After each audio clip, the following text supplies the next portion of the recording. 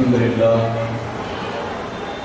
لله رب العالمين والعاقبة للمتقين والصلاة والسلام على سيد الأنبياء والمرسلين أما بعد فأعوذ بالله من الشيطان الرجيم بسم الله الرحمن الرحيم إن الدين عند الله الإسلام صدق اللہ مولانا العلی العظیم.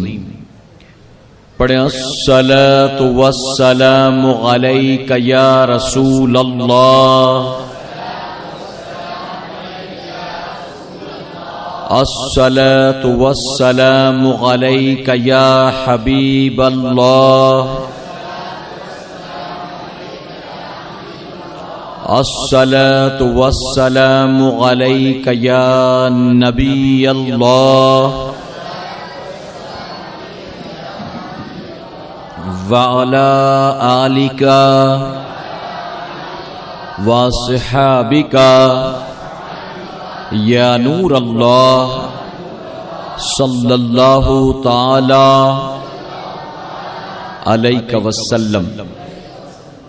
رب کعبہ کی بارگاہ میں دعا ہے مولا اپنے حبیب صاحب الاولاق صلی اللہ تعالی علیہ وسلم کے صدقہ دوفیل ہم تمام حاضرین اور سامعین کو تو دم واپسی تک حق کہنے، حق سننے اور اپنے حق والے بندوں کے دامن سے وابستہ رہنے کی توفیق عطا فرما.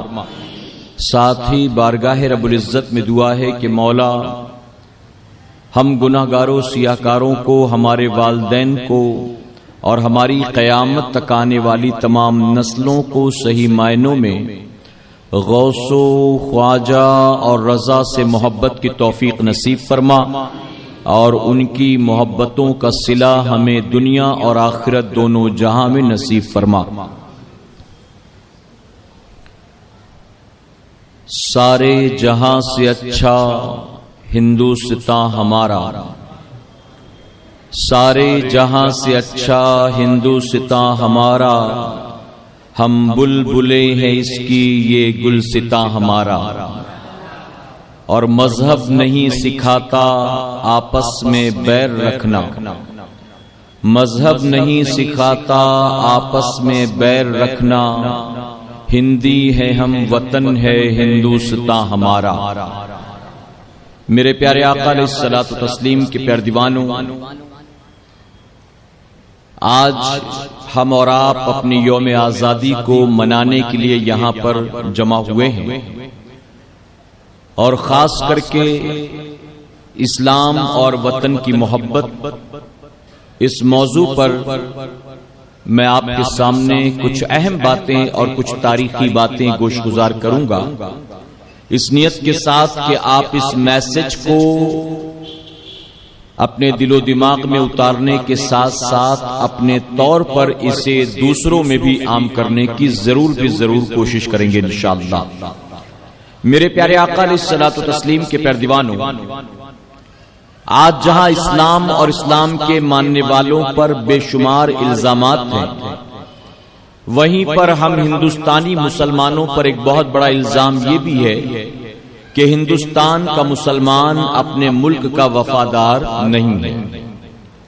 یہاں تک کہ ہمیں بات بات میں ملک سے نکالنے کی دھمکیاں دی جاتی ہیں اور ہمیں پڑوسی ملک کا راستہ دکھایا جاتا ہے. جب بھی کوئی چھوٹی موٹی بات ہو، چاروں طرف لوگ یہ کہنا شروع کر دیتے ہیں کہ تم ہندوستان چھوڑ کر چلے جاؤ، ہندوستان چھوڑ کر چلے جاؤ. تو میرے پیارے آقا علیہ الصلوۃ والتسلیم کے پیارے دیوانوں، سب سے پہلے تو میں یہ کہنا چاہوں گا کہ جہاں باقی تمام چیزیں ہم پر بطور الزام لگائی جاتی ہیں، یعنی ہمارے خلاف پروپیگنڈا کیا جاتا ہے، وہیں یہ بات بھی سوائے ایک بہتان و الزام کی کوئی حقیقت نہیں رکھتی کہ مسلمان جو ہے وہ اپنے ملک کا وفادار نہیں ہے. میرے پیارے آقا علیہ الصلوۃ والتسلیم کے پیارے دیوانوں، میں بارہا یہ کہہ چکا ہوں اور صرف ہفتہ واری اجتماعات میں یا مسلمانوں کے مجمع میں نہیں بلکہ ہزاروں کے مجمع میں جہاں مسلمانوں کے ساتھ غیر مسلم بھائی بھی موجود تھے، جہاں پر بہت سارے پولیس آفیسرز تھے، پولیٹیشینز تھے، مختلف پارٹیز والے، میں ان کے درمیان بھی کئی مرتبہ علل اعلان یہ کہہ چکا ہوں کہ لوگ ہمارے حوالے سے کچھ بھی الزام عائد کریں، لیکن حق تو یہ ہے کہ ہمیں جتنا فخر مسلمان ہونے پر ہے، ہمیں اتنا ہی فخر ہندوستانی مسلمان ہونے پر ہے۔ ہمیں اس بات کا کوئی افسوس نہیں ہے کہ ہم امریکہ میں پیدا نہیں ہوئے، ہمیں اس بات کا کوئی رنج و ملال نہیں کہ ہم لندن میں پیدا نہیں ہوئے، ہمیں اس بات کا کوئی غم نہیں کہ ہم سوئٹزرلینڈ میں پیدا نہیں ہوئے، بلکہ ہمیں اس بات کا فخر ہے کہ رب تبارک تعالیٰ نے ہمیں ہندوستان میں پیدا فرمایا ہے۔ اور میرے پیارے آقا علیہ الصلوۃ والتسلیم کے پیروانوں، جہاں بات وطن کی وفاداری کی آئے اور وطن کے محبت کی آئے، تو میں ایک مثال دینا چاہوں گا آسان سی آپ کو سمجھانے کے لیے۔ غزہ کے جو کچھ بھی حالات ہیں اس وقت آپ کی آنکھوں کے سامنے ہیں، وہاں کا یہودی مسلمانوں کے ساتھ جو کچھ بھی کر رہا ہے، دنیا سے یہ باتیں ڈھکی چھپی نہیں۔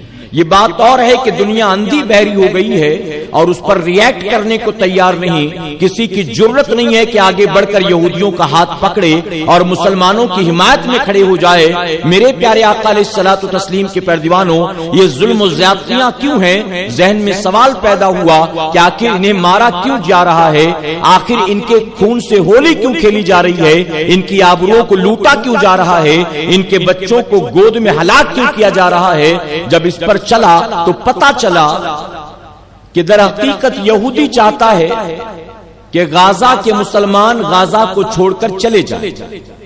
ان کی جان کی امان اسی صورت میں ہے کہ وہ اس زمین کو خالی کر دیں، اور اگر وہ خالی نہیں کریں گے تو انہیں اپنی جانوں سے ہاتھ دھونا پڑے گا۔ تو ذہن میں خیال آیا کہ زمین کے عوض جان کا سودا، یہ بڑا مہنگا سودا نہیں؟ آخر کیا انہیں اپنی جان پیاری نہیں، اپنے بچے پیارے نہیں، اپنی زندگی، اپنی جوانی، اپنا گھر بار پیارا نہیں؟ آخر کیوں نہیں زمین کو خالی کر کے چلے جاتی؟ اگر وہ چلے جائیں کسی اور ملک میں، کسی اور شہر میں، اگر وہ چلے جائیں تو یقیناً ان کی جان بچ جائے گی، ان کی اولاد بھی محفوظ ہوگی، ان کا مال بھی بچ جائے گا۔ لیکن عجیب لوگ ہیں کہ سروں پر کفن باندھ کر نکلے ہیں اور اب تک سینکڑوں نہیں بلکہ ہزاروں کو قتل کیا جا چکا ہے، لیکن اس کے باوجود بھی وہ زمین چھوڑنے اور اپنے ملک کو خالی کرنے کے لیے تیار نہیں۔ میرے پیارے آقا علیہ الصلوۃ والتسلیم کے پیروانوں، جب ان کی جگہ تھوڑی دیر کے لیے میں نے اپنے آپ کو رکھ کر دیکھا تو میں نے یہ کہا کہ اگر واقعی ان کی جگہ میں ہوتا تو میں بھی وہی فیصلہ کرتا جو آج غزہ کا مسلمان کر رہا ہے۔ اس کی وجہ یہ ہے، کسی شاعر نے بہت خوب کہا، لوگ ٹوٹ جاتے ہیں ایک گھر بنانے میں، لوگ ٹوٹ جاتے ہیں ایک گھر بنانے میں، تم ترس نہیں کھاتے بستیاں جلانے میں، تم ترس نہیں کھاتے بستیاں جلانے میں۔ ایک مکان، میرے پیارے آقا کے پیروانوں، گھر صرف چار دیواری کا نام نہیں ہے، گھر صرف چھت کا نام نہیں ہے، بلکہ ہر انسان کے لیے ایک گھر جو ہے وہ بہت معنی رکھتا ہے۔ اور یقیناً میں اگر اپنے آپ کو رکھ کر وہاں کہوں تو میں یہ کہنا چاہوں گا کہ 5 سٹار ہوٹلز میں، 7 سٹار ہوٹلز میں، 3 سٹار ہوٹل میں وہ آرام نہیں ملتا ہے جتنا ہمیں اپنے جھگی جھوپڑی کے مکان میں ملا کرتا ہے۔ ہم دنیا کے کسی بڑے سے بڑے ریسٹورانٹ اور ہوٹل میں چلے جائیں، اچھی سے اچھی ڈشز، مہنگی سے مہنگی غذائیں کھا لیں، لیکن یقیناً اس میں وہ لذت نہیں ہوتی ہے جتنا مزہ ماں کے ہاتھ سے بنی ہوئی روٹیوں میں اللہ نے رکھ دیا ہوا ہے۔ تو ایک انسان پوری زندگی بھر محنت کر کے ایک مکان بناتا ہے، اب اچانک کوئی آ کر کہے کہ یہ مکان خالی کر دو ورنہ جان سے ہاتھ دھونی پڑے گی، تو ظاہر ہے کہ ایسی صورت میں کوئی بھی مکان بآسانی چھوڑنے کو تیار نہیں ہوگا۔ میرے پیارے آقا کے پیروانوں، ہمیں اپنا گھر پیارا ہے، ہم جس گاؤں میں پیدا ہوئے، ہم جس شہر میں پیدا ہوئے، ہمیں اپنا وہ گاؤں پیارا ہے، ہمیں اپنا وہ شہر پیارا ہے، ہمیں اپنی وہ زمین پیاری ہے، ہمیں کھیت کھلیان پیارا ہے، ہمیں اپنی گلیاں پیاری ہیں، ہمیں اپنی سڑکیں پیاری ہیں، اور ان تمام چیزوں سے پیار کرنا اس بات کی ضمانت ہے کہ یقیناً یہ بندہ اپنے وطن سے بھی محبت کرتا۔ ہندوستانی مسلمان اپنے وطن کا باغی وہ غدار نہیں ہو سکتا. اس کی وجہ یہ ہے کہ تم ہمیں دھمکاتے ہو کہ پڑوسی ملک میں چلے جاؤ. ارے جنہیں جانا تھا وہ پارٹیشن کے موقع پر جا چکے. ہمیں جانا ہوتا تو ہم بھی تب چلے گئے ہوتے. جنہیں اس وطن سے پیار نہیں تھا, اس وطن کو چھوڑ کر وہ جا چکے. ہم تو یہاں پر اس لیے آج بھی ہیں کیونکہ ہمیں اس وطن سے پیار ہے. اور اس وطن سے مسلمان محبت کیوں نہ کرے. اس وطن کی مٹی میں ہمارے باپ دادا کی ہڈیوں کے چورے ملے ہوئے. ہمارے باپ دادا کا جب انتقال ہوا تو انہی مٹی میں دفن کیا گیا اور اسی مٹی کے اندر آج ان کی ہڈیاں موجود ہیں. ہم اس وطن سے کیسے نفرت کر سکتے, اس وطن سے کیسے بغض و عداوت رکھ سکتے. یقیناً یہ مسلمانوں پر بہت بڑا الزام ہے. میرے پیارے آقا کے پیارے دیوانوں, کوئی کم علم, کوئی بے پڑھا لکھا پڑوسی ملک کرکٹ کا میچ جیت جائے اور اس پر پٹاخے پھوڑے تو اب اسے تم یہ کہو کہ اسے اس وطن سے پیار ہے, اس ملک سے پیار ہے, یہ اپنے ملک کا باغی ہے. تو میں کہوں گا اس نے جو غلطی کی ہے یقیناً وہ قصوروار ہے. اب اس قصور کی سزا تنہا اسے ملے, اس کا الزام تنہا اس کے سر پر ہو. لیکن ایک مسلمان کی غلطی کی وجہ سے تم سارے مسلمانوں کو ملک کا باغی و غدار کیسے کہہ سکتے. میرے پیارے آقا علیہ الصلوۃ والتسلیم کے پیارے دیوانوں, اس ملک سے ہم مسلمان پیار کیوں نہ کریں. آئیے تاریخ کے اوراق پلٹ کر میں آپ کو بتاؤں کہ اس ملک سے ہمارا آپ کا کتنا پرانا رشتہ, کتنا پرانا رشتہ. جانتے ہو حضرت آدم علیہ السلام, آپ نے جب جنت میں گندم کا دانہ کھایا تو جنتی لباس جو آپ نے پہنا تھا وہ لباس اس دانے کے کھانے کی وجہ سے دھیرے دھیرے دھیرے سکڑنے لگا, چھوٹا ہونے لگا. اور جب وہ چھوٹا ہونے لگا تو آدم علیہ السلام اپنے جسم کو ڈھانکنے کے لیے شرم و حیا کی بنیاد آپ نے جنتی درختوں کے پتے توڑے اور توڑ کر اسے اپنے جسم کو ڈھانکنا شروع کر دیا. حضرت ماں ہوا نے بھی یہی کیا, ہمارے باپ آدم علیہ السلام نے بھی یہی کیا. گندم کا دانہ کھانے کی وجہ سے جسم کا لباس غائب ہو گیا, سطر کھل گئی. آپ نے اسے جنتی درختوں کے پتوں سے دوبارہ ڈھانک لیا. رب تبارک تعالیٰ نے فرمایا آدم اب تم جنت میں نہیں رہ سکتے, اب تمہیں زمین کی طرف کوچ کرنا ہوگا. آدم علیہ السلام کو رب تبارک تعالیٰ نے اس خطا کی بنیاد جنت سے زمین کی طرف اتارا. شاید آپ نے سنا نہیں ہوگا, آئیے میں آپ کو بتاتا چلوں. میرے پیارے آقا کے پیارے دیوانوں, ہم ہندوستانی مسلمان اس وطن سے محبت کیوں نہ کرے. اس کی وجہ کہ ہمارے باپ آدم علیہ السلام کو جب رب قدیر نے جنت سے زمین پر اتارا تو کسی اور ملک میں نہیں اتارا ہے بلکہ ہمارے ملک ہندوستان میں سرندیپ کی پہاڑیوں پر اتارا. سرندیپ کی پہاڑیاں, وہ پہاڑیاں اگرچہ آج وہ شری لنکا کے حصے میں, اس وقت وہ ہندوستان کا حصہ ہوا کرتی تھی, ہندوستان کا. اور آپ کو شاید پتہ نہ ہو آج بھی سرندیپ کی پہاڑیوں پر آدم علیہ السلام کے قدموں کے نشان موجود ہیں. اور دنیا کے مختلف مذاہب والے جو وہاں پہنچتے ہیں وہ آج بھی اللہ کے نبی کے قدموں کے نشان کی زیارت کیا کرتے ہیں. تو ہمارے باپ آدم علیہ السلام کو کسی اور ملک میں نہیں اسی ہندوستان میں اتارا گیا. ہم اس وطن سے محبت کیوں نہ کرے. اے مسلمانوں, ہمارے باپ اسی زمین پر آئے ہیں. اور یہ بھی سن لو, جب آپ آدم علیہ السلام زمین پر آئے ہیں تو میرے آقا کا نور آپ کے پشت انور پہ چمک رہا تھا. پتا چلا روئے زمین پر اگر میرے نبی کا نور سب سے پہلے کہیں چمکا ہے تو مکے مدینے میں نہیں چمکا ہے, ہند کی سرزمین پر چمکا. اور آدم علیہ السلام تمام انسانوں کے باپ بن کر آئے.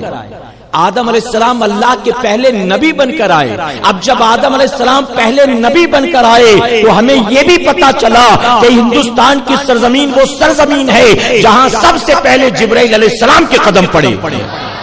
تو اب ذرا سوچے ہمارا کتنا پرانا رشتہ ہے. میرے پیارے آقا کے پیارے دیوانوں, اگر میں کہوں تو غلط نہیں ہوگا, آریہ لوگ جو ہیں وہ بعد میں آئے ہیں, ہمارے باپ آدم علیہ السلام سب سے پہلے آئے ہیں.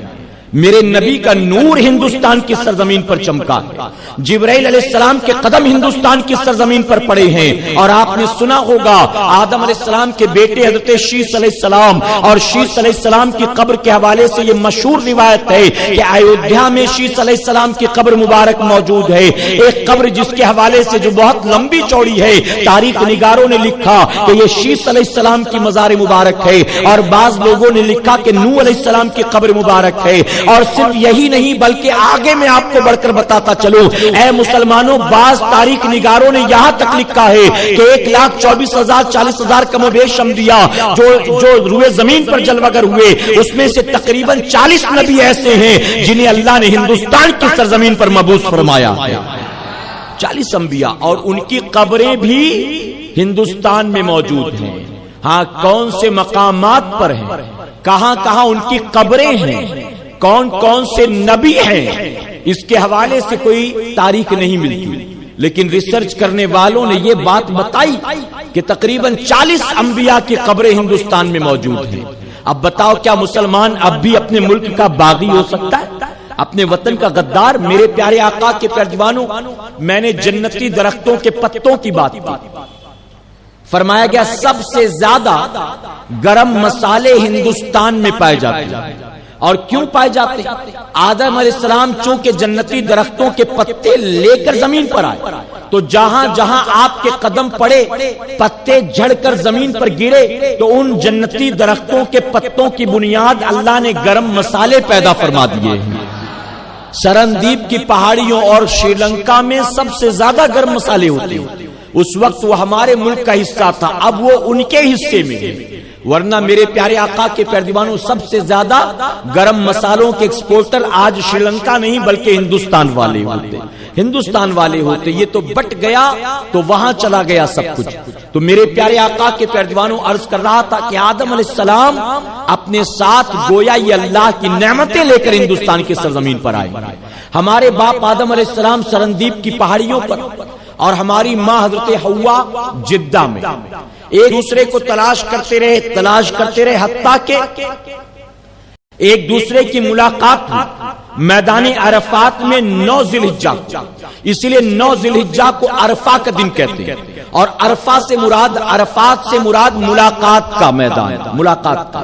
فرمایا گیا 9 ذی الحجہ کو جب حاجی حج کے لیے جاتا ہے، وہ چاہے جہاں بھی ہو اس کے لیے لازم ہے کہ میدان عرفات میں آ جائے، حج کے ارکان میں یہ شامل ہے۔ تو جس تاریخ کو ہمارے ماں باپ آپس میں ملے تھے، حاجیوں کو سنت پر عمل کرنے کے لیے لازم کر دیا گیا کہ 9 تاریخ کو تم بھی جمع ہو جانا عرفات کے میدان میں۔ میرے پیارے آقا علیہ الصلوۃ والتسلیم کے پیروانوں، تو اس ملک کے ساتھ ہمارا بہت پرانا رشتہ ہے، اور اس ملک کی مٹی میں ہمارے باپ دادا پرداداؤں کی ہڈیاں ملی ہوئی ہیں، اسی لیے الحمدللہ ہندوستان کا مسلمان اپنے ملک کا باغی نہیں ہے، اپنے ملک کا غدار نہیں ہے۔ ہاں ضرور ایک بات میں کہنا چاہوں گا، ہم اپنے آپ کو دیش پریمی کہتے ہیں، ہم اپنے آپ کو دیش بھکت نہیں کہتے، اس کی وجہ کہ مسلمان جو ہوتا ہے وہ اللہ کے سوا کسی اور کا بھکت نہیں ہوتا ہے۔ ہم دیش پریمی تو ہیں لیکن ہم دیش بھکت نہیں ہیں۔ اگر آپ کہو کہ ہم اپنے آپ کو دیش بھکت نہ کہیں تو اس سے مراد ہم ملک کے باغی اور ملک کے غدار۔ سنو، یہ تمہارے مذاہب کا معاملہ، تمہاری مرضی، تمہیں فری چھوڑ دیا گیا، جس کو جی چاہے تم سجدے کرو، لیکن ہم مسلمان ہیں، ہمارے ہاتھ پیر کو باندھا گیا، ہمیں تعلیم دی گئی کہ تمہارے نزدیک اللہ کے سوا کوئی عبادت کے لائق نہیں ہے، تم اللہ کے سوا کسی اور کا سجدہ نہیں کر سکتے، تم اللہ کے سوا کسی اور کی پوجا نہیں کر سکتے۔ اور میرے پیارے آقا کے پیروانوں، ہم اگرچہ اپنے وطن سے اپنی ماں کی طرح پیار کرتے ہیں، لیکن ہم اپنی ماں کو سجدہ نہیں کرتے، ہم اپنی ماں سے بے انتہا محبت کرتے ہیں، ہم اپنی ماں کی دست بوسی کرتے ہیں، ہم اپنی ماں کی قدم بوسی کرتے ہیں، ہم اپنی ماں کی خدمتیں کرتے ہیں، ہم اپنی ماں کی خیریت دیکھتے ہیں، انہیں کھلاتے پلاتے ہیں، ہم ان کی عمر بھر خدمت کرتے ہیں، لیکن ہم ان کی پوجا نہیں کرتے ہیں۔ بس اسی طرح سے ہم اپنے ملک سے بے انتہا پیار کرتے ہیں، لیکن ہم اپنے ملک کی پوجا کرنے کو تیار نہیں ہیں، ہم اس کا سجدہ کرنے کو تیار نہیں ہیں، اور سجدہ کرنا تو بہت دور کی بات ہے۔ ہمیں تو یہ تعلیم دی گئی کہ کسی کی تعظیم میں اتنا بھی نہ جھکا کرو کہ تم رکوع کی پوزیشن میں پہنچ جاؤ۔ جب جب ہمیں اتنا جھکنے سے منع کیا گیا تو ہم آخر کسی کے سامنے سر کو کیسے جھکا سکتے؟ یقیناً اس کائنات میں اللہ کے بعد اگر سب سے بلند کسی کا مرتبہ تو ہمارے اور آپ کے پیارے آقا جناب محمد رسول اللہ صلی اللہ علیہ وسلم کا. میرے نبی سے بڑا نہ کوئی نبی، نہ میرے نبی سے بڑا تاریخ انسانی میں کوئی انسان. میرے پیارے آقا کے پیارے دیوانوں، ہم اللہ کے بعد سب سے زیادہ اپنے نبی سے محبت کرتے ہیں، لیکن اس کے باوجود ہم اپنے نبی کا سجدہ نہیں کرتے. اور کیوں کرے؟ ہمارے نبی نے خود منع فرمایا ہے. فرمایا گیا جانور آتے تھے آقا کی خدمت میں، آقا کا سجدہ کرتے تھے تو صحابہ کرام نے عرض کیا یا رسول اللہ صلی اللہ علیہ وسلم، اے آقا ان جانوروں سے زیادہ ہمارا حق ہے آپ پر، ہم ان سے زیادہ آپ سے محبت کرتے ہیں، ہمیں بھی اجازت دیں کہ ہم آپ کا سجدہ کریں. تو آقا فرماتے میری شریعت میں اللہ کے علاوہ اگر کسی کا سجدہ کرنے کی اجازت ہوتی تو میں بیویوں کو حکم دیتا اپنے شوہروں کا سجدہ کرو. اے مسلمانوں، جب بیویوں کو شوہروں کا سجدہ کرنے کی اجازت نہیں دی گئی ہے تو آخر بتاؤ امتی اپنے نبی کا سجدہ کیسے کر سکتا؟ اللہ کے سوا کسی اور کے سامنے ہماری پیشانی نہیں جھکتی. اور یہی وجہ تو ہے وقت آئے تو ہم اپنے ملک کی خاطر جان دینے کو تیار ہیں، لیکن ہم وندے ماترم کہنے کو تیار نہیں. اس کی وجہ کہ وندے ماترم یہ گویا اس کا مفہوم ہے کہ ہم تیری وندنا کرتے ہیں، ہم تیری پوجا کرتے ہیں. اور مسلمان کہتا ہے لا الہ الا اللہ، اللہ کے سوا کوئی پوجا کے لائق ہے ہی نہیں. اللہ کے سوا، جب اللہ کے سوا کوئی پوجا کے لائق نہیں تو ہم کیسے کہہ سکتے ہیں کہ اے دھرتی ہم تیری وندنا کرتے؟ ہم کیسے کہہ سکتے؟ عربی کا بڑا مشہور مقولہ ہے جس کا مفہوم کہ اپنے وطن سے محبت ایسے ہی کرو جیسے اپنی ماں سے محبت کرتے ہو. اور ایک جگہ کہا گیا کہ وطن سے پیار گویا ماں سے پیار کرنا. تو اگر عربی کے اس مقولے کے اعتبار سے دیکھیں، تم کہتے ہو بھارت ماتا، ماتری بھومی، اور ہم اسے اپنی ماں کی طرح چاہتے ہیں، اپنی ماں کی طرح. میرے پیارے آقا کے پیارے دیوانوں، اور ہم اپنی ماں کو سجدہ نہیں کرتے تو یقیناً اس مٹی کو بھی ہم سجدہ کرنے کو تیار نہیں ہیں. حالانکہ تاریخ شاہد ہے جب بھی وقت پڑا تمہارے ساتھ ساتھ ہم نے بھی اپنی جانوں کا نذرانہ پیش کیا. تم اگرچہ آج ہمیں دیش دروہی کہو، آج ہمیں باغی کہو، آج ہمیں غدار کہو، لیکن تاریخ کی اوراق کو تم مٹا نہیں سکتے ہو. تاریخ نے سنہرے لفظوں سے جو اپنے سینے پر محفوظ کر لیا اسے قیامت تک بدلا نہیں جا سکتا ہے. اے سرکار مدینہ علیہ الصلوۃ والتسلیم کے پیارے دیوانوں، جب ملک کی خاطر تم قربانیاں دے رہے تھے تو تم بھول گئے اس وقت تمہارا دست و بازو بن کر تمہارے ساتھ مسلمان بھی موجود تھا، کلمہ پڑھنے والا موجود تھا. میرے پیارے آقا کے پیارے دیوانوں، آج ایک بہت بڑا الزام یہ بھی ہے کہ اسلام تلوار کے زور پر پھیلا. اسلام تلوار کے زور پر، میں کہوں گا ہاں محمود غزنوی آئے تھے فوج لے کر، شہاب الدین گوری نے بھی چڑھائی کی تھی لشکر لے کر، لیکن ان کی چڑھائی، ان کے حملے، ان کے فوج، ان کے اسلحے کی بنیاد اسلام ہندوستان کی سرزمین پر نہیں پھیلا ہے. اسلام تلوار کی زور پر تم کہتے ہو کہ پھیلا ہے. حق تو یہ ہے کہ کسی فوجی نے، کسی بادشاہ نے، کسی حکمراں نے، کسی سپاہ سالار و اسلحے اور تلوار نے ہندوستان میں اسلام کا پرچم نہیں لہرایا ہے. اسلام کا پرچم لہرایا ہے تو میرے غریب نواز نے لہرایا ہے. صوفیاء نے اسلام پھیلایا ہے، درویشوں نے، پیروں نے، فقیروں نے، اللہ کے نیک اور فرما بردار بندوں نے، وہ جو کسی کا خون بہانا پسند نہیں کرتے تھے، اسلام کا پرچم انہوں نے لہرایا ہے. میرے پیارے آقا کے پیارے دیوانوں، میں آپ کو بتاؤں، پڑھے لکھے لوگ بھی موجود ہیں، بہت توجہ سے سنیں. اگر یہ کہا جاتا اسلام تلوار کی زور پر پھیلا تو سنو، اس ہندوستان میں تقریباً 550 سال تک مغلوں نے حکومت کی ہے. کتنے سال تک؟ 550 ایئرس، 550 سال مغلوں نے حکومت کی ہندوستان میں. کوئی الیکشن کا سسٹم نہیں تھا، کوئی پارلیمنٹ نہیں، نہ راجیہ سبھا، نہ لوک سبھا، نہ کوئی چیف منسٹر، نہ کوئی پرائم منسٹر، نہ کوئی سنویدھان، نہ کوئی قانون۔ میرے پیارے آقا کے پیروانوں، اس وقت کسی کو بولنے کا حق نہیں تھا سوائے بادشاہ وقت کے، اور بادشاہ وقت جو کہہ دیتا اس میں اپنی عقل کے گھوڑے دوڑانا تو درکنار، اس کی زبان سے نکلا جملہ جو تھا وہ قانون بن جایا کرتا تھا۔ بادشاہ وقت جو کہہ دے وہی قانون ہے، وہی اس وقت کا آئین ہے، اور اس کا کوئی انکار نہیں کر سکتا۔ جو انکار کرے اسے یقیناً اپنی جان سے ہاتھ دھونا پڑے۔ اگر 550 سال مغلوں نے حکومت کی تو یقیناً ہندوستان کے ہر ایک کونے میں مسلمان ہونے چاہیے تھے۔ اگر تلوار کے زور پر اسلام پھیلانا تھا تو پھر کوئی ہندو کیوں ہے، کوئی کرسچن کیوں ہے، کوئی یہودی کیوں ہے، کوئی پارسی کیوں ہے، کوئی اور باطل مذاہب کا ماننے والا کیوں ہے؟ اگر مغلوں نے 550 سال حکومت کی اور تلوار کے زور پر اسلام کو پھیلایا ہے تو پورے ہندوستان میں سارے کلمہ پڑھنے والے ہوتے، لیکن آپ نہیں دکھا سکو گے کہ تلوار کے زور پر انہوں نے اسلام کو پھیلایا ہے۔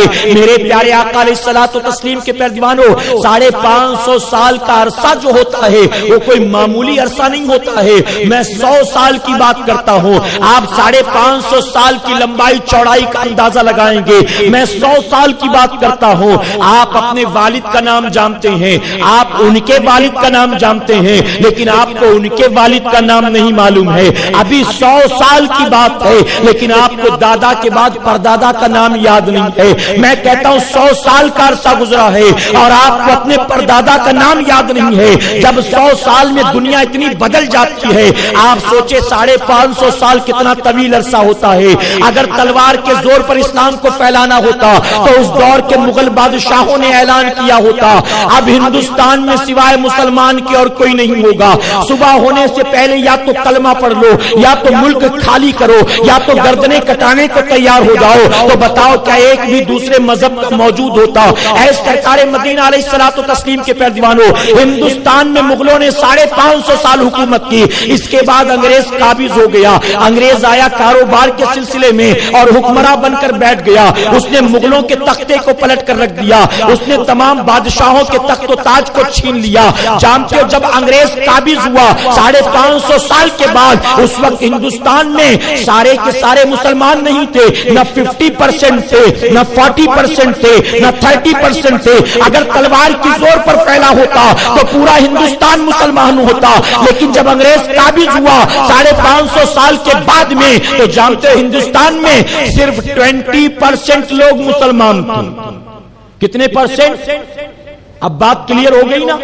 550 سال میں تو سب کو بنا دیتے، لیکن 20% مسلم۔ 20% کیوں؟ اس کی وجہ کہ تلوار کے زور پر اسلام نہیں پھیلا تھا۔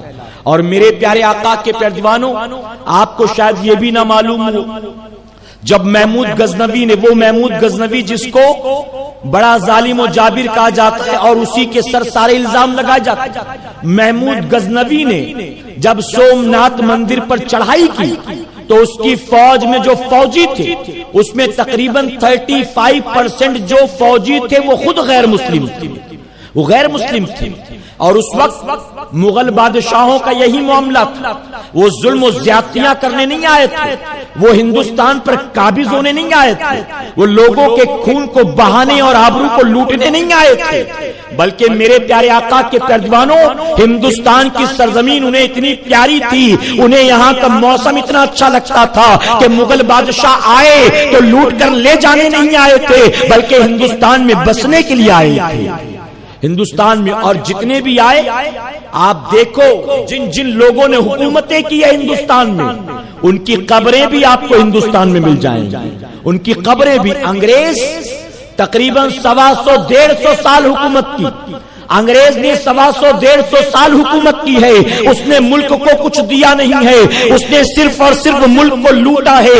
اے مسلمانوں، مغل بادشاہوں نے ہندوستان کا مال لوٹ لوٹ کر مکے اور مدینے نہیں پہنچایا ہے، ایران اور توران نہیں پہنچایا ہے، عرب کی سرزمین پر نہیں لے گئے، بلکہ ہندوستان سے لے کر نہیں گئے، ہندوستان کو انہوں نے دیا ہے۔ اگر آپ پوچھو کہ کیا کیا دیا ہے تو میں آپ کو پہلے یہ بتانا چاہوں گا، انگریز آیا لوٹ کر لے گیا، اور آئے مغل بادشاہ دے کر گئے. جانتے ہو انگریز کیا کیا لے گیا؟ ٹیپو سلطان رحمت اللہ علیہ کی تلوار بھی لے گیا, گاندھی جی کے چشمے بھی لے گیا. یہ تو وجے مالیا کا احسان ہے ہندوستان پر کہ گاندھی جی کا چشمہ وہ واپس لے کر آ گیا.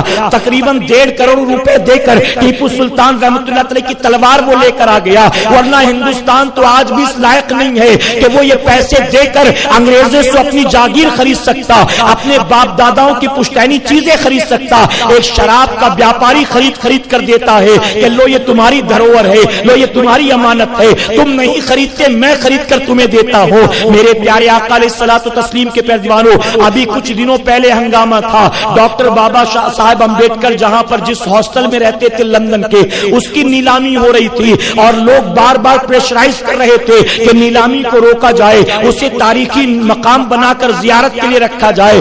اس طرح سے پریشرائز کیا جا رہا تھا, لیکن انڈین گورنمنٹ کی طرف سے کوئی پہل نظر نہیں آتی تھی. میرے پیارے آقا علیہ الصلوۃ والتسلیم کے پیروانوں, ہم سے کہا جاتا ہے کہ ہندوستان کے لیے ہم نے کیا کیا, تو جانتے ہو آج 7 ونڈرز کے نام پر ہندوستان کو جو چیز ریپریزنٹ کرتی ہے وہ تاج محل کسی اور نے نہیں بلکہ کلمہ پڑھنے والے مغل بادشاہ نے بنایا تھا.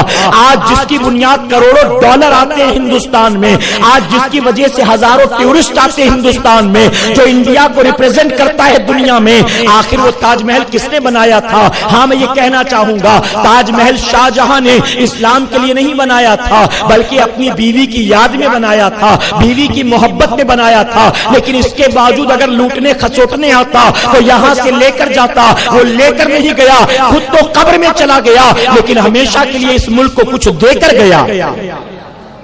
آزادی کے تقریباً 65 سال کے بعد بھی, آزادی کے تقریباً 65 سال کے بعد بھی آج بھی ہمارے ملک کا پرائم منسٹر جہاں کھڑے ہو کر 15 اگست و 26 جنوری کو جھنڈا لہراتا ہے اور بھاشن دیتا ہے, آخر وہ کس نے بنایا تھا؟ جنہیں تم گالیاں دیتے ہو انہی کلمہ پڑھنے والے مغل بادشاہوں نے بنایا تھا.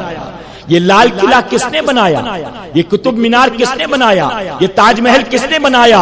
یہ تمہیں امانتیں بنا بنا کر کس نے دی؟ یہ تمہاری دھروہر یہ ساری کس نے دی؟ پھر بھی ہم سے یہ گلہ ہے کہ وفادار نہیں, پھر بھی ہم سے یہ گلہ ہے کہ وفادار نہیں. ہم وفادار نہیں تو بھی تو دلدار نہیں, ہم وفادار نہیں تو بھی تو دلدار نہیں. اور دنیا کچھ بھی کہے ہم الحمدللہ فخر کے ساتھ کہتے ہیں, ہند کو ناز ہے جس پر وہ نشانی ہم ہیں, ہند کو ناز ہے جس پر وہ نشانی ہم ہیں. ہاں یہاں لال قلعہ تاج کے بانی ہم ہیں. میرے پیارے آقا کے پیروانوں, مختلف پولیٹیکل پارٹیز, مختلف سنگھٹن آرگنائزیشنز آج مسلمانوں کو طرح طرح کی گالیاں دیتے ہیں. میں کہتا ہوں تم ہماری خدمات کو فراموش نہیں کر سکتے ہو. گاندھی جی نے ملک کی خاطر جتنی قربانیاں دی ہیں, کیا اشفاق اللہ خان نے اس سے کوئی کم قربانی دی ہے؟ کیا فضل حق خیر آبادی نے اس سے کوئی کم قربانی دی ہے؟ میرے پیارے آقا کے پیروانوں, آپ کو شاید پتہ نہیں, میں بتاؤں, جب ہندوستان کی سرزمین پر انگریز قابض ہو گیا تو انگریزوں کے خلاف کوئی آواز بلند کرنے والا نہیں تھا. اس کی وجہ کہ ہند والے گھوڑے سے لڑتے تھے, تلواروں سے لڑتے تھے, تیر کمان کا استعمال کرتے تھے. انگریز بڑے بڑے اسلحے لے کر آیا تھا, اس لیے کسی راجا مہاراجا کی ہمت نہیں تھی کہ جو انگریزوں کے مقابلے میں کھڑا ہوتا اور انگریزوں کو ہندوستان سے نکالنے کا پلان کرتا. جانتے ہو, آپ کو پتا ہوگا, اے مسلمانوں, انگریزوں کے خلاف ہندوستان میں سب سے پہلے اگر آواز اٹھائی ہے کسی نے اور جنگ کا بگل بجایا ہے تو شیر میسور حضرت ٹیپو سلطان رحمت اللہ تعالی نے اٹھایا ہے. اور تاریخ کے اوراق میں یہ نقل ہے کہ ٹیپو سلطان ہندوستان کے وہ پہلے بادشاہ تھے جنہیں انگریزوں نے قتل کیا. کیوں قتل کیا؟ کس وجہ سے؟ کیا دشمنی تھی؟ میرے پیارے آقا کے پیروانوں, میسور پر قابض ہونے نہیں آیا تھا انگریز, پورے ہندوستان پر. اب پتا چلا ٹیپو سلطان رحمت اللہ تعالی نے میسور کی خاطر جان نہیں دیا بلکہ اپنے وطن کی خاطر جان کو قربان فرمایا, اپنے وطن کی خاطر. اور اس کے بعد ہر طرف سے آوازیں اٹھنے لگی, ہر طرف سے, یہاں تک کہ 1857 میں فضل حق خیر آبادی رحمت اللہ تعالی آپ نے انگریزوں کے خلاف جہاد کا فتویٰ دیا. جب آپ نے انگریزوں کے خلاف جہاد کا فتویٰ دیا صرف مسلمان نہیں بلکہ ہندوستان کے بڑے بڑے علماء مقابلے میں آ گئے انگریزوں کے، یہاں تک کہ ہم اسے جنگ آزادی کا نام دیتے ہیں اور انگریز اسے جنگ غدر کا نام دیتا ہے، جنگ غدر، اور ہم جنگ آزادی کہتے ہیں۔ مسلمان کمر کس کے آ گیا تھا انگریز کے مقابلے میں، سینکڑوں نہیں ہزاروں علماء کو پھانسیاں دی گئی، حفاظ اکرام کو پھانسی دی گئی، حضرت فضل حق خیر آبادی رحمۃ اللہ علیہ کو قیدی بنا کر انڈمان نکوبار پر ڈال دیا گیا، انہیں کالے پانی کی سزا دے دی گئی، اور جانتے ہو کالے پانی کی سزا وہ وہاں کاٹ رہے ہیں، یہاں تک کہ آخری وقت آ گیا زندگی کا، بڑھاپا ہے، کمزوری ہے، بیماری ہے، ایک انگریز افسر آتا ہے اور آ کر کہتا ہے اس حال میں دیکھ کر آپ کو مجھے آپ پر ترس آتا ہے، میں ایک شرط رکھتا ہوں آپ کے سامنے، اگر وہ منظور ہو ہم آپ کو آپ کے بیوی بچوں تک پہنچا دیں گے، ہم آپ کو دوبارہ ہندوستان پہنچا دیں گے۔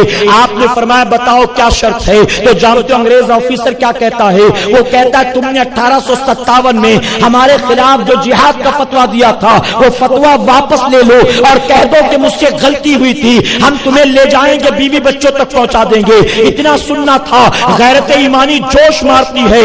حضرت فضل حق خیر آبادی رحمۃ اللہ علیہ بے ساختہ پکار اٹھتے ہیں، اے انگریز عیسائی کتے سن لے، اگر اللہ مجھے ایک نہیں بلکہ ایسی ہزاروں زندگیاں دیتا تو میں ہر زندگی کو تمہارے خلاف جہاد و جنگ میں استعمال کرتا اور اپنے ملک کی خاطر اپنی جان کا نذرانہ پیش کر دیتا۔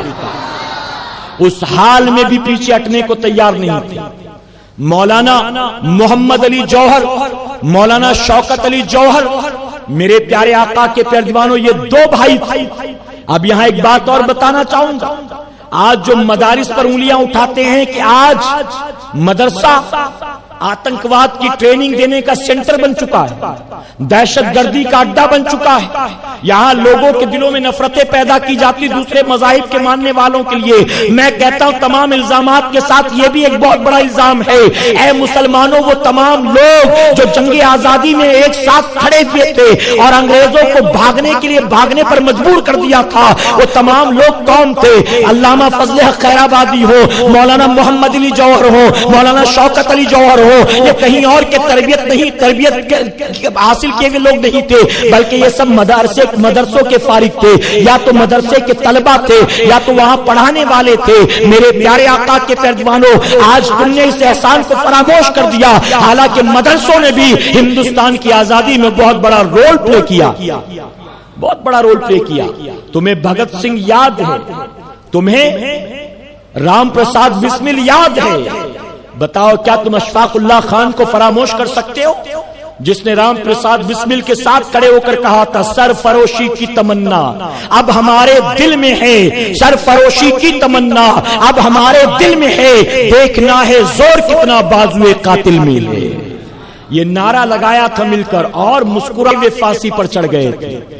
میرے پیارے آقا علیہ الصلوۃ والتسلیم کے پیارے دیوانوں، تو ہندوستان سے الحمدللہ ہم بے انتہا پیار کرتے ہیں کہ الحمدللہ، اور جانتے ہیں ہندوستان سے ہمارا رشتہ میں نے آدم علیہ السلام سے شروع کیا، فرمایا گیا صحابہ اکرام کے زمانے میں، صحابہ اکرام کے زمانے میں صحابہ اکرام اسی وقت جو ہے ہندوستان کی طرف آنا شروع ہو گئے تھے، اور ہمارا سب سے پہلا قافلہ جو ہے اگرچہ تجارت کی غرض سے تھا لیکن ملبار کے ساحل پر آ کر رکا تھا، ملبار کے ساحل پر۔ اور میرے پیارے آقا کے پیارے دیوانوں، میں نے وطن کی بات کی، ہمیں جانتے ہو یہ وطن کیوں پیارا ہے، اس کی ایک وجہ یہ بھی ہے کہ یہ ملک یقیناً میرے مولا کو پسند ہے۔ کوئی یہ نہ کہے کہ مبالغے سے کام لیتا ہوں، نہیں، اگر یہ ملک میرے مولا کو پسند نہ ہوتا تو اللہ اپنے پہلے خلیفہ کو، اللہ آدم علیہ السلام کو آخر یہاں کیوں اتارتا، کسی اور جگہ اتار دیتا، چونکہ یہ زمین پسند تھی اس لیے رب نے آدم علیہ السلام کو اس زمین پر بھیجا۔ اور یہ ملک میرے نبی کو بھی پسند ہے، یہ ملک میرے نبی کو بھی پسند ہے۔ بڑی مشہور حدیث مبارکہ میں پہلے بھی بتا چکا ہوں، پھر بتاؤں گا۔ بعض لوگ کہتے ہیں کہ یہ حدیث ضعیف ہے، تو میں آپ کو ایک اصول بتا دوں کہ ضعیف حدیث سے عقیدہ نہیں بنتا، لیکن فضیلت کے لیے ضعیف حدیث بھی بیان کرنا جائز ہے، یعنی اس کی اجازت ہے۔ نبی کریم صلی اللہ علیہ وسلم جب نماز سے فارغ ہوتے تو دائنی طرف گھوم کر دعا کرتے تھے، صحابہ اکرام نے عرض کیا یا رسول اللہ صلی اللہ علیہ وسلم آپ دعا کے لیے داہنی طرف کیوں گھومتے ہیں؟ تو میرے آقا ارشاد فرماتے ہیں کہ اس طرف ہند ہے اور ہند سے مجھے وفا کی خوشبو آیا کرتی ہے. اور ایک روایت میں آیا آقا فرماتے اس طرف ہند ہے اور ہند سے مجھے ٹھنڈی ہوا کے جھونکے آتے ہیں. اس حدیث مبارکہ کو پڑھنے کے بعد شاعر مشرق ڈاکٹر اقبال پکار اٹھے میرے عرب کو آئی ٹھنڈی ہوا جہاں سے، میرے عرب کو آئی ٹھنڈی ہوا جہاں سے، میرا وطن وہی ہے، میرا وطن وہی ہے. ڈاکٹر اقبال کون ہے؟ میرے پیارے آقا کے پیروانوں، یہ پیسے لے کر منقبت یا اشعار لکھنے والے، نظم لکھنے والے پروفیشنل شاعر کا نام نہیں ہے، بلکہ آپ نے یقیناً اس حدیث مبارکہ کو پڑھا، تحقیق کی اور اس کے بعد آپ نے اس شعر کو لکھا ہے. اس شعر تو اس زمین سے میرے نبی کو ٹھنڈی ہوا کے جھونکے جایا کرتے تھے، وفا کی خوشبو آتی تھی. اور کیوں آتی تھی سنو، میرے آقا کی نگاہیں غیبدہ دیکھ رہی تھی.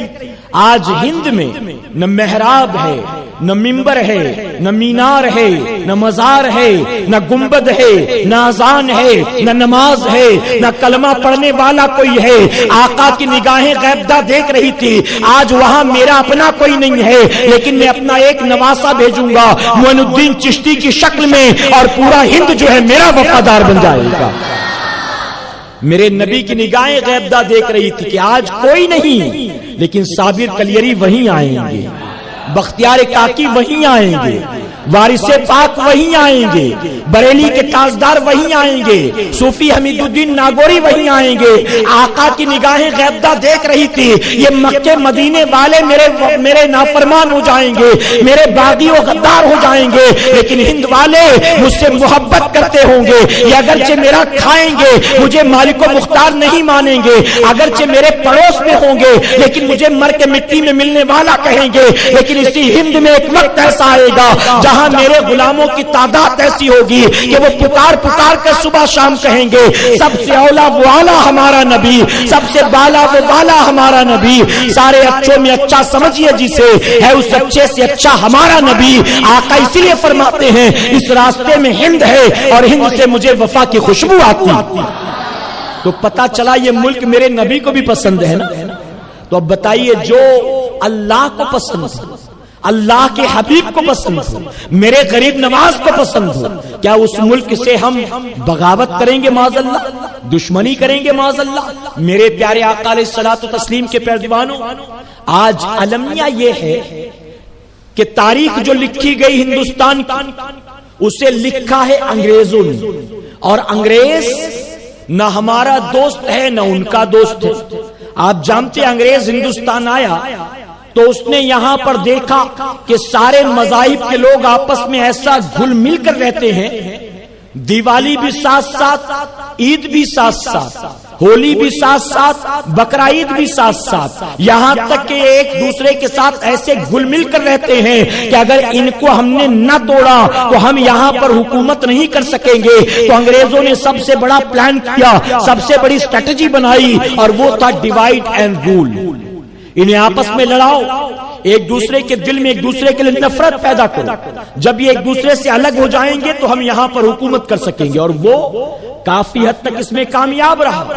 میرے پیارے آقا کے پیروانوں، انگریزوں نے تاریخ لکھی اور تاریخ میں مغل بادشاہوں کے حوالے سے ایسی ایسی باتیں لکھی کہ غیروں کے دل میں ان کی نفرت پیدا ہو، اور ان مغل بادشاہوں کی نفرت کی وجہ سے وہ لوگ ہر کلمہ پڑھنے والے سے نفرت کرے. میرے پیارے آقا کے پیروانوں، آزادی کے 65 سال کے بعد بھی تقریباً آج تک تاریخ کو بدلا نہیں گیا. آج بھی ہم انگریزوں ہی کی تاریخ کو فالو کر رہے ہیں. جانتے ہو جتنے بھی مغل بادشاہ گزرے ہیں، اگرچہ ان کے حوالے سے تاریخ کی کتابوں میں نفرتیں بڑی پڑی ہو، لیکن میں یہ کہنا چاہوں گا کہ تمام مغل بادشاہوں نے یہاں کے ہندوؤں کو بھی اتنا ہی حق دیا جتنا کہ مسلمانوں کو حق دیا ہے. کبھی کسی پر ظلم و زیادتی نہیں کی ہے. اور اگر مان لو اگر وہ ظلم و زیادتی کرتے، اگر وہ قتل و غارت گری کرتے، تو میں پوچھتا ہوں اگر ان کے دل میں غیروں کے نفرت تھی تو اکبر نے جودھا بائی سے شادی کیوں کی ہوتی؟ کیوں کی ہوتی؟ اکبر کے دربار میں آپ جانتے 9 رتن تھے. کتنے تھے؟ اگر صرف مسلمان پیارے تھے تو یہ 9 کے 9 سارے مسلمان ہونے چاہیے تھے نا. بیربل کیوں تھا اس میں, تانسین کیوں؟ میرے پیارے آقا کے پیروانوں صرف اتنا نہیں, اکبر کی بات نہیں کرتا, وہ تو تھا صلح کلی, اکبر کی بات نہیں کرتا. آپ اورنگزیب رحمت اللہ تعالی کو دیکھ لیں. اورنگزیب جن کے حوالے سے تاریخ کی کتابوں میں نفرتیں بری پڑی, اورنگزیب نے فلاں مندر ڈال دیا, فلاں مندر ڈال دیا, فلاں مندر ڈال دیا. اورنگزیب نے اتنی ظلم کیا, اتنی زیادتی کی, اتنا ظلم و زیادتی کی.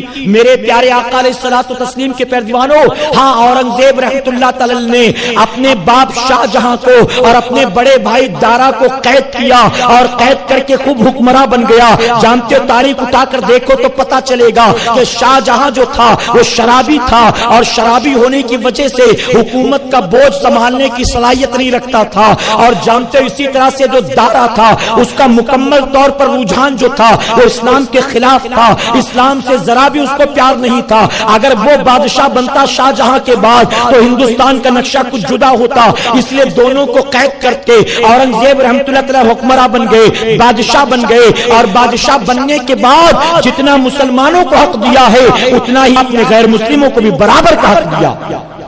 یہاں تک کہ آپ کی فوج میں آپ کے بڑے بڑے سیناپتی وہ خود بھی غیر مسلم تھے, وہ راجپوت تھے, راجپوت تھے. میرے پیارے آقا علیہ الصلوۃ والتسلیم کے پیروانوں, اورنگزیب رحمت اللہ تعالی اس شخص کے حوالے سے اتنی نفرتیں کیوں؟ اس کی وجہ کہ ان سے پہلے جو گزرے اکثر اس میں ایسے لوگ تھے جو اپنے آپ کو ہیرو بنانے کے لیے ان کی بولیاں بولنا شروع کر دیتے تھے جو لوگ سننا چاہتے تھے. لیکن اورنگزیب رحمت اللہ تعالی کو اسلام سے ایسا سچا پکا پیار تھا کہ میرے پیارے آقا کے پیروانوں, وہ اسلامی حکومت کو مکمل طور پر, وہ حکومت کو مکمل جو ہے قرآن و حدیث کی روشنی میں کرنا چاہتے تھے, اور کبھی کسی پر ظلم و زیادتی نہیں کی ہے. یہاں تک کہ آپ اگر انٹرنیٹ پر جا کر سرچ کریں تو اورنگزیب رحمت اللہ تعالی کے فرمان جو آج بھی فارسی میں, اردو میں, عربی میں, ہندی میں ٹرانسلیٹ کر کے مختلف لائبریریز کے اندر رکھا گیا ہے, اس میں آپ نے گورنروں کے حوالے سے فرمان جاری کیا, اور ان تمام فرمان میں آپ نے کبھی کسی کو قتل کرنے کے لیے نہیں کہا, بلکہ آپ نے جب بھی بات کی ہے ہمیشہ آپ نے عدل و انصاف کی بات کی. ایک گورنر کو آپ نے خط لکھا, بنارس کے گورنر کو, اور اس میں لکھا کہ فلاں براہمن نے مجھے شکایت کی کہ تم فلاں چاراگاہ میں ان کی گائیں چرانے نہیں دیتے. تو سنو, اللہ رب العزت نے ہمیں ہند کی بادشاہت دی, اللہ کی نعمت, ہمیں کسی پر ظلم و زیادتی نہیں کرنی, ہم اجازت دیتے ہیں. عالمگیر کا حکم ہے تمہارے لیے کہ ان تمام براہمنوں کی گائیں جہاں چرنا چاہیں انہیں چرنے دو, ہرگز کسی کو اپنی گائے کسی چاراگاہ میں چرانے سے تم منع کرنے کا حق نہیں رکھتے ہو. میرے پیارے آقا کے پیروانوں نے ایک اور واقعہ بتاؤں, کئی واقعات. بنارس کے گورنر نے وہاں کے ایک براہمن کی بیٹی کو دیکھا, اور دیکھنے کے بعد یک طرفہ اس سے محبت کرنے لگے. اس نے براہمن کے گھر جا کر کہا کہ 8 دن کی مہلت دیتا ہوں, 8ویں دن اپنی بیٹی کو دلہن بنا کر ڈولی میں بٹھا کر میرے گھر لانا اور پہنچا کر چلے جانا, اسی میں تمہاری خیر ہے.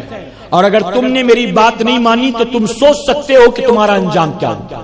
یوں دھمکا کر اس پنڈت کو چلا گیا. پنڈت کی بیٹی تقریباً 15 یا 16 سال کی, جس کا نام شکنتلا تھا, اپنے باپ کو پریشان دیکھا, پوچھا کہ پریشانی کی وجہ کیا. باپ نے سارا معاملہ بیان کر دیا. اب شکنتلا نے کہا کہ آپ ایک کام کریں, آپ جائیں گورنر کے پاس, یا وہ فوجی افسر تھا اس کے پاس جائیں اور جا کر کہیں کہ 8 دن کی مہلت بڑی کم ہے, میری ایک ہی بیٹی ہے, اس کی شادی کی تیاری کرنے میں تھوڑا سا وقت چاہیے, میں نے اسے بڑی منتوں سے پال پوس کر بڑا کیا, میں چاہتا ہوں اپنی خوشی سے سجا دھجا کر خوب خرچ کر کے اچھے اہتمام کے ساتھ آپ کے گھر بھیجوں, اسی لیے مجھے 1 مہینے کی مہلت دے دیں. اس پنڈت نے کہا 1 مہینے کی مہلت لے بھی لوں تو کیا ہوگا بیٹا. شکنتلا نے کہا آپ اجازت تو لے آئے, پھر اس کے بعد یہ دیکھتے کیا راستہ ہے. اب وہ گیا, اسے اجازت مل گئی, واپس آیا, آ کر بیٹی کو بتا دیا. اب بیٹی صبح جو ہے لڑکوں جیسا لباس پہنتی ہیں، بعض روایتوں میں آتا ہے شہزادوں جیسا، شہزادوں جیسا لباس پہنا، گھوڑے پر سوار ہوا، اپنے چہرے کو ڈھکا اور بنارس سے سفر کرتی ہوئی دلی آئی۔ دلی پہنچی تو جمعہ کا دن تھا۔ اورنگزیب رحمت اللہ تعالی دلی کی جامع مسجد میں نماز پڑھ کر جب نکلتے تھے تو فریادی جامع مسجد کی سیڑھیوں پر اپنی فریاد کاغذ کے ٹکڑوں میں لکھ کر لے کر کھڑے ہوتے تھے اور ایک ایک کو دیکھتے اس کا جواب دیتے آگے بڑھتے چلے جاتے۔ وہ لڑکی بھی جو لڑکوں کے لباس میں آئی تھی وہیں جا کر لائن میں کھڑی ہو گئی۔ اورنگزیب رحمت اللہ تعالی سب کی فریاد سنتے سنتے سنتے سنتے جب اس لڑکی کے پاس پہنچے جو لڑکوں کے لباس میں تھی، اس نے اپنے ہاتھ کو آگے بڑھایا، چٹھی ہاتھ میں موجود تھی۔ اورنگزیب رحمت اللہ تعالی بھی ہاتھ بڑھایا چٹھی لینے کے لیے، پھر ہاتھ کو روک لیا۔ آپ نے چادر سے اپنے ہاتھ کو ڈھاکا اور ڈھاکنے کے بعد ہاتھ بڑھایا اور چٹھی ہاتھ سے لے لی۔ جب چادر سے ہاتھ کو ڈھاکا، چٹھی لی تو وہ کہنے لگی کہ بادشاہ سلامت، گستاخی معاف، اوروں سے تو آپ نے ایسے ہی پرچے لے لیے، آخر میرے ساتھ یہ ناانصافی کیوں کہ میرے ہاتھ سے پرچہ لینے کے لیے آپ نے ہاتھ میں کپڑا کیوں لپیٹ لیا؟ تو اورنگزیب رحمت اللہ تعالی فرماتے ہیں کہ بیٹی میں مسلمان ہوں اور اسلام کسی غیر محرم لڑکی کے ہاتھ کو چھونے کی اجازت نہیں دیتا۔ اب وہ سمجھ گئی کہ انہوں نے پہچان لیا کہ میں لڑکا نہیں بلکہ لڑکی ہوں۔ آپ نے چٹھی پڑھی، ساری فریاد لکھی تھی، آپ اسے اپنے ساتھ لے گئے اپنے محل پہ۔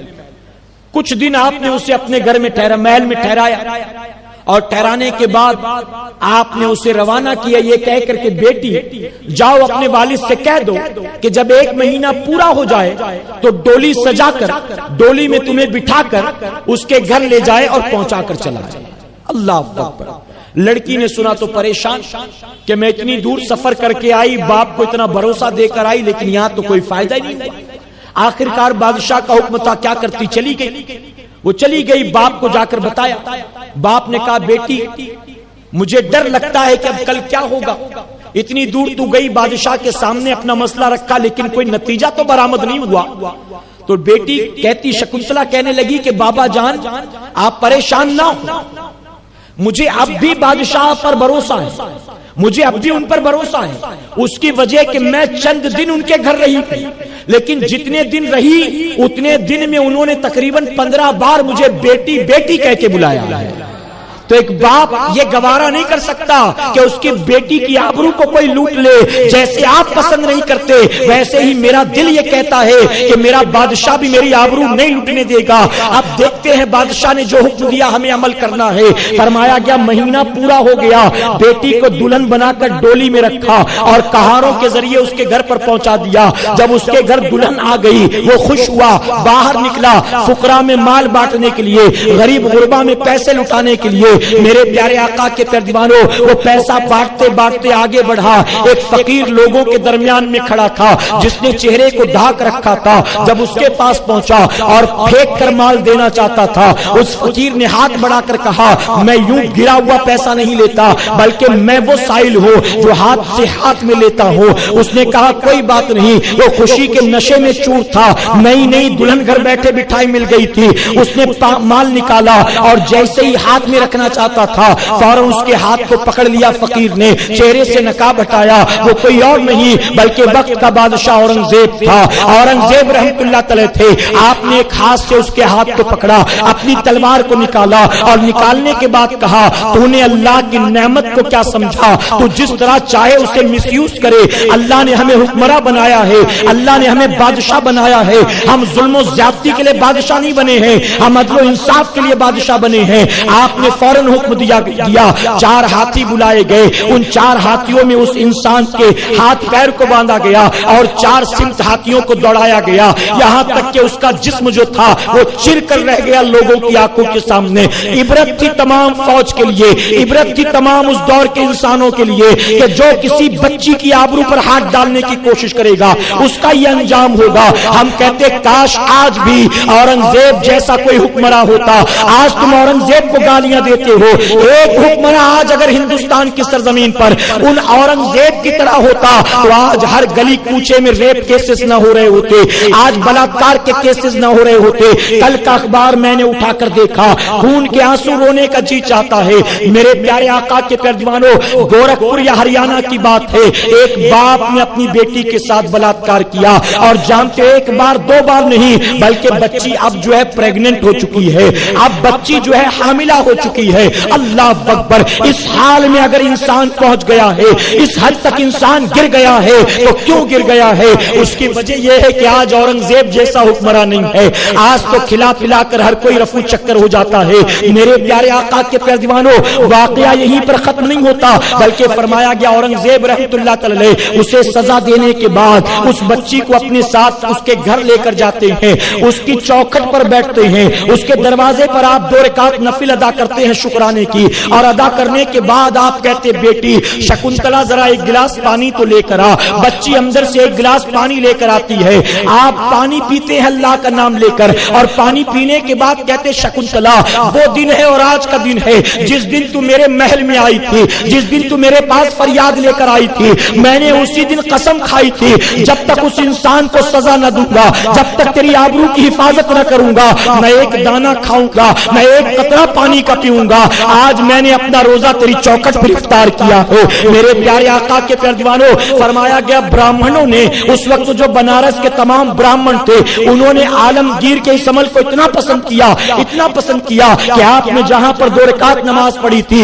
وہاں آس پاس مندر تھے بے شمار, وہ برہمنوں کا محلہ تھا, لیکن اس مندروں کے بیچوں بیچ انہوں نے اس یادگار کو زندہ رکھنے کے لیے ایک مسجد تعمیر کر دی ہے. اور صرف مسجد تعمیر نہیں کی بلکہ اس مسجد کے اندر سونے کے اوراق پر یہ پورا واقعہ لکھ کر ٹنگا دیا گیا ہے.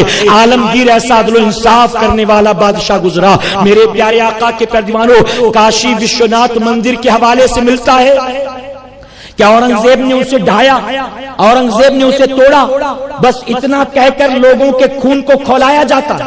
اس کے پیچھے کا واقعہ بیان نہیں کیا جاتا, میں وہ بھی بتاتا چلوں. آپ تھکے تو نہیں نا؟ جانتے ہیں جب ہندوستان میں اورنگزیب رحمت اللہ تعالی کی حکومت تھی, تقریباً 44 راجہ مہاراجہ تھے جو غیر مسلم تھے اور جو آپ کے انڈر میں تھے, آپ کو جزیہ دیتے تھے. آپ کے انڈر میں 44 راجہ مہاراجہ. یہ 44 راجہ مہاراجہ اپنی بیویوں کے ساتھ کاشی کے درشن کے لیے جانا چاہتے تھے. انہوں نے اورنگزیب رحمت اللہ تعالی سے اجازت لی کہ بادشاہ سلامت آپ کی اجازت ہو تو ہم اپنی بیویوں کو لے کر کاشی کے درشن کے لیے جانا چاہتے, گنگا اسنان کرنے. اجازت مل گئی. اب وہ لوگ آئے 44 راجہ اور ان کے ساتھ ایک ایک بیویاں, 44 بیویاں. یہ 44 کے 44 بادشاہ پہنچے, راجہ پہنچے کاشی میں. وہاں رات کو ٹھہرے, صبح اٹھے اور صبح بالکل اندھیرے میں گنگا اسنان کرنے گئے اپنی بیویوں کے ساتھ. جب گنگا میں نہانے کے بعد لوٹے تو حیران, 44 بیویاں گئی تھی, واپس آئی تو 43 تھی, ایک نہیں تھی, ایک غائب. لوگ پریشان, بادشاہ کو خبر ہوئی. بادشاہ نے اپنے فوجی بھیجے, جاسوس بھیجے, تلاش کرو. جب تلاش کیا گیا تو اسی کاشی وشوناتھ مندر کے اندر جو انڈر گراؤنڈ ایریا تھا وہاں پر وہ عورت بادشاہ کی بیوی برہنہ بے ہوش حالت میں ملی. اس کا علاج کیا گیا, کپڑے پہنائے گئے, کچھ دیر کے بعد ہوش آیا تو اس نے ہوش آنے کے بعد بتایا کہ اس مندر کے پنڈت نے میرے ساتھ جو ہے بلاکار کیا ہے. اس نے موقع کا فائدہ اٹھایا اور میرے ساتھ بلاکار کیا اور اس نے مجھے یہاں پر اس حال میں چھوڑا. جب اورنگزیب رحمت اللہ تعالی کو پتا چلا آپ آگ ببولا ہو گئے. آپ نے فوراً کہا اس پنڈت کو پکڑ کر لایا. اس مندر کے مہنت کو لایا گیا. آپ نے اس مہنت کو پھانسی کی سزا دی. غلط کیا بتائیے, غلط کیا. آج تم کسی کو پھانسی کی سزا دو تو غلط نہیں, اور اورنگزیب وہ کام کرے تو غلط. آپ نے پھانسی کی سزا دی اور پھانسی کی سزا دینے کے بعد آپ نے کہا کہ یہ وشوناتھ کا مندر یہ پاک جگہ ہے, اور یہاں پر ایسا ناپاک کام ہوا، اب یہ پوجا کے لائق نہیں رہ گئی، آپ نے کہا اس مندر پر تالا لگا دو، اور تالا لگانے کے بعد اپنی سلطنت و حکومت سے آپ نے اچھا خاصا مال دیا، اور مال دینے کے بعد کہا اس مندر سے ہٹ کر ایک دوسرا ایسا ہی مندر تعمیر کیا جائے۔ اپنے مال سے کہا ایک ایسے ہی مندر تعمیر کرو، اور اس مندر میں تالے لگا دیے گئے۔ تو تالا لگانے کی سٹوری بتائی جاتی ہے، اسے قتل کرانے کی سٹوری بتائی جاتی ہے، اس کے چھپے راز نہیں بتائے جاتے۔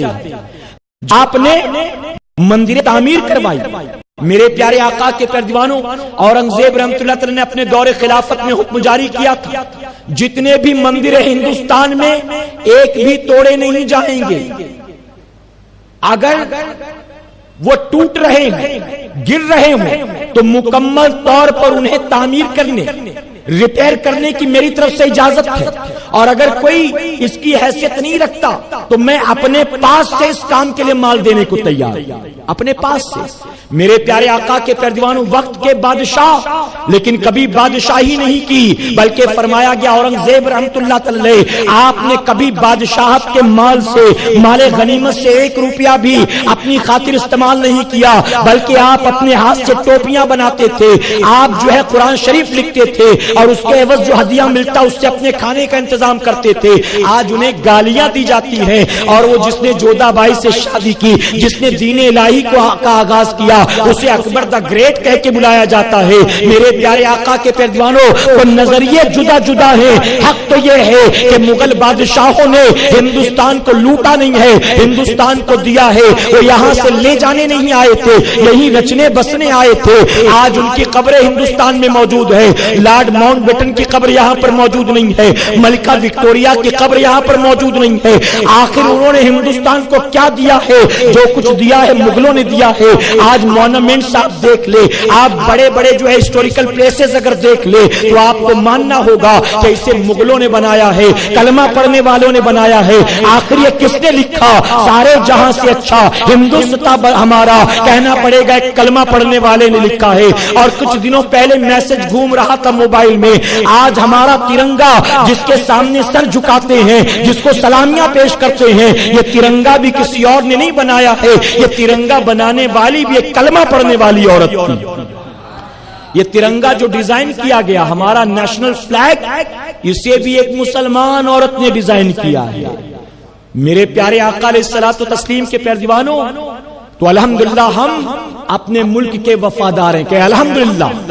اب آخر میں کہنا چاہوں گا کہ ہم ملک سے محبت اس لیے نہیں کرتے کہ یہاں کا کلائمیٹ بہت اچھا ہے، یہاں کا پی ایم بہت اچھا ہے، یہاں کا سی ایم بہت اچھا ہے، یہاں کا پریسیڈنٹ بہت اچھا ہے، یہاں کی پالیٹکس بہت اچھی ہے، یہاں کی اسمبلی بہت اچھی ہے، یہاں کا قانون بہت اچھا ہے۔ ہم اس لیے پیار نہیں کرتے ہیں کہ آب و ہوا اچھی ہے یا لوگ اچھے ہیں، ہم پیار اس لیے کرتے ہیں یہ ملک اللہ کو پسند ہے، یہ ملک رسول اللہ کو پسند ہے۔ اور اے مسلمانوں، اس ملک پر آج بظاہر حکومت کسی کی بھی ہو، آنے والے 5 سال میں آتے جاتے رہیں گے، لیکن حق تو یہ ہے اس ملک پر کل بھی، آج بھی اور ہمیشہ میرے غریب نواز کی حکومت رہنے والی ہے۔ اس کی وجہ یہ ہے تم کرسی پر بیٹھتے ہو تو الیکشن کا معاملہ ہوتا ہے، تم کرسیاں پاتے ہو، عہدے پاتے ہو تو یہ الیکشن کی بنیاد پاتے ہو، لیکن غریب نواز کو کسی نے الیکٹ نہیں کیا، میرے مولا نے سلیکٹ کیا۔ اور جسے اللہ سلیکٹ کر لے، سنا ہے نا، جسے رب رکھے اسے کون چکھے، جسے رب رکھے اسے کون چکھے، جسے رب نے سلیکٹ کر دیا۔ اب بتائیے کیا اسے کوئی ہٹا سکتا ہے؟ اس کا تختہ کوئی پلٹ سکتا ہے؟ میرے پیارے آقا علیہ الصلوۃ والتسلیم کے پیروانوں، ہند کو ناز ہے جس پر وہ نشانی ہم ہیں، ہاں یہاں لال قلعہ تاج کے بانی ہم ہیں۔ اور آخر میں کہنا چاہوں گا، اس کی بنیادوں میں ہے میرا لہو تیرا لہو، اس کی بنیادوں میں ہے میرا لہو تیرا لہو، اس سے تیری آبرو ہے، اس سے میری آبرو۔ بتائیے غلط تو نہیں کہہ رہا؟ اس کی بنیادوں میں ہے تیرا لہو میرا لہو، اس سے تیری آبرو، اس سے میری آبرو، اس سے تیرا نام ہے، اس سے میری پہچان ہے، اس پر دل قربان ہے، اس پر جاں قربان۔ یہ تیرا ہندوستان ہے، یہ میرا ہندوستان ہے۔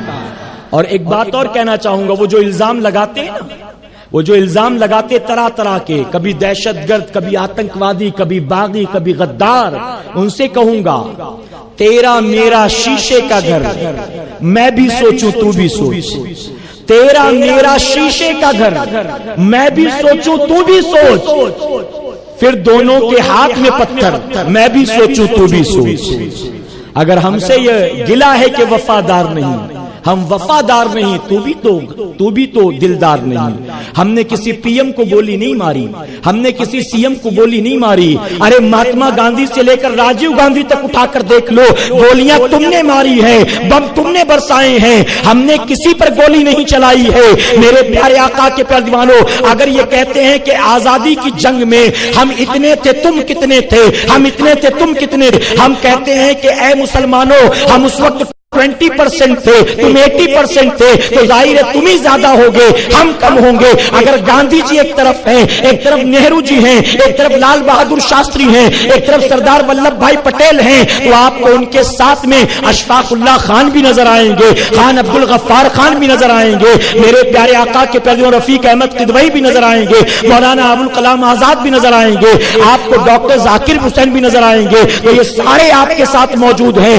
آج تاریخ سے انہیں مٹانا چاہو، ہرگز مٹا نہیں سکتے، لوگوں کے دل میں نفرتیں پیدا کرنا چاہو، ہرگز پیدا نہیں کر سکتے ہو۔ اس کی وجہ یہ ہے تیرا میرا شیشے کا گھر، تو بھی سوچ میں بھی سوچوں تو بھی سوچ، تیرا میرا شیشے کا گھر، میں بھی سوچوں تو بھی سوچ، پھر دونوں کے ہاتھ میں پتھر، میں بھی سوچوں تو بھی سوچ۔ وما علینا